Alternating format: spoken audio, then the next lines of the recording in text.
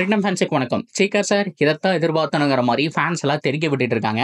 Social மீடியாவில் ஒரு சில விஷயங்கள் சொல்லியிருக்காரு. குறிப்பாக கில்லுடைய வைஸ் கேப்டன், அது மட்டும் இல்லாமல் பும்ரா இருக்கும்போது அவர் எதுக்கு போட்டீங்கிற மாதிரி டீட்டெயிலாக ஒரு சில கான்ட்ரவர்சி சோசியல் மீடியாவில் போயிட்டு இருக்கு. என்ன ஏது அப்படிங்கிறத பார்க்கலாம். அதுக்கு முன்னாடி ஃபர்ஸ்ட் டைம் சேனலுக்கு வரீங்கன்னா மறக்காம சப்ஸ்கிரைப் பண்ணி சப்போர்ட் பண்ணுங்க. அப்போ அப்டேட் எல்லாமே உங்களை வந்து சேரும். சரி வாங்க வீடியோக்குள்ள போகலாம். So first of all champions ஆஃபியோட ஸ்குவாட் அனௌன்ஸ் பண்ணியிருந்தாங்க அப்படிங்கிற விஷயம் நமக்கு தெரியும். ஸோ இதில் ஏகப்பட்ட பேர் அவங்களுடைய ஓன் கருத்துக்களை தெரிவிச்சுட்டு வந்துட்டு இருக்காங்க. ஸோ நம்ம ஆல்ரெடி சேனலில் போட்டிருந்தோம், டீமை பொறுத்த வரைக்கும் பர்ஃபெக்டாக தான் இருக்குது, பட் இருந்தாலும் இன்னும் சில பேரை டீமில் ஆட் பண்ணியிருக்கலாம் அப்படிங்கிற மாதிரி பேசிட்டு இருக்காங்க. ஸோ லைக் இப்போ சுட்மன் கில்லுடைய ஃபார்மை வச்சு பார்க்கும்போது சஞ்சு சாம்சன் அவருடைய ஃபார்ம் இன்னும் பெட்டராக இருக்கு. அவர் ரீசெண்ட் டைமில் நல்லா பண்ணியிருக்காரு. ஒரு செஞ்சுரி, ஒரு மேட்ச் ஃபெயிலியர், அடுத்த மேட்ச் செஞ்சுரி இப்படிங்கிற மாதிரி செம்மையாக ஆடி இருக்காரு. எல்லா விதமான ஃபார்மெட்லையும் சூட் ஆவார்.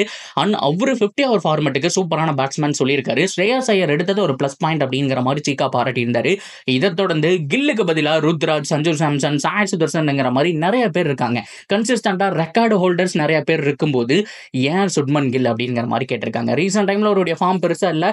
2023 அந்த வருஷம் ஒரு சமயம் போச்சு. 24 இருந்து கிட்டத்தட்ட ஆல்மோஸ்ட் ஒரு 15 மந்த் பெருசா அவர்கிட்ட இருந்து எதுவுமே வரல.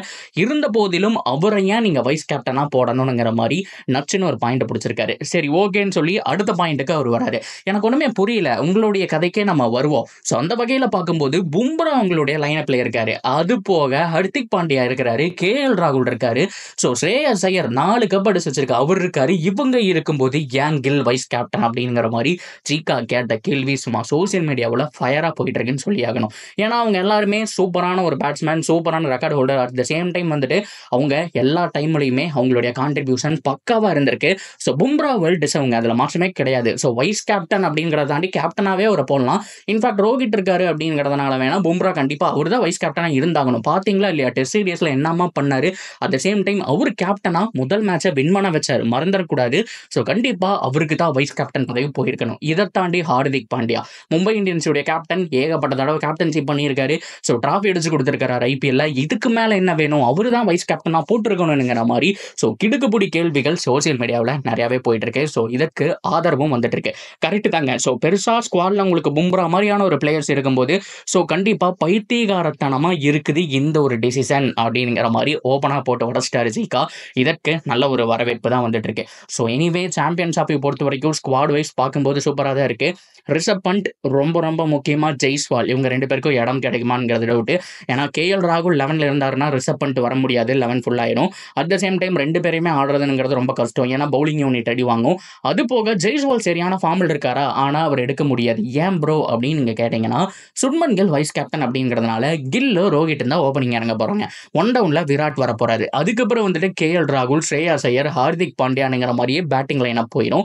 ஸோ இதுக்கு நடுவில் ஜெய்ஸ்வாலை எங்க ஃபிட் பண்ணுவீங்கிற மாதிரியான கேள்வி இருக்கு. நம்பர் 4ல வந்து ஆடக்கூடிய பேட்ஸ்மேன் அவர் கிடையாதுங்க. நம்பர் 3 கோலிக்கு போயாச்சு. ஸோ கண்டிப்பா கில் இருக்கும்போது ஜெய்ஸ்வால் பேக்கப் தான்ங்கிறத நான் சொல்லிக்கிறேன். கொஞ்சம் கஷ்டமா தாங்க இருக்கு. ரீசெண்ட் டைம்ல நல்ல ஃபார்ம் காமிச்சிருக்காரு ஜெய்ஸ்வால். இருந்த போதிலும் ஒரு பேக்கப்பானுங்கிற ஒரு கேள்வி, ரிஷப் பண்ட் என்ன ஆக போறாருங்கிற கேள்வி. ஸோ ஏகப்பட்ட குழப்பங்களோட போயிட்டு இருக்கு. இது போக சிராஜ் கடைசியா இருந்த ODIலோட ஹையஸ்ட் விக்கெட் டேக்கர் யாரு அப்படின்னா சிராஜ் தான். 71 விக்கெட் எடுத்திருந்தாரு. ஸோ 2வதா குல்தீப் யாதவ் 65 விக்கெட் இருக்காரு. ஸோ அதுக்கப்புறம் தான் ஷமி பும்ராவே 45 43ங்கிற மாதிரி இருக்காங்க. ஸோ அப்படி பார்க்கும்போது சிராஜ் இல்லையங்கிற மாதிரி ஒரு கேள்விக்குறி. என்னதான் நடக்குது BCCங்கிற மாதிரி கிடுக்குப்பொடி கேள்விகள் சோசியல் மீடியாவில் போயிட்டு இருக்கு.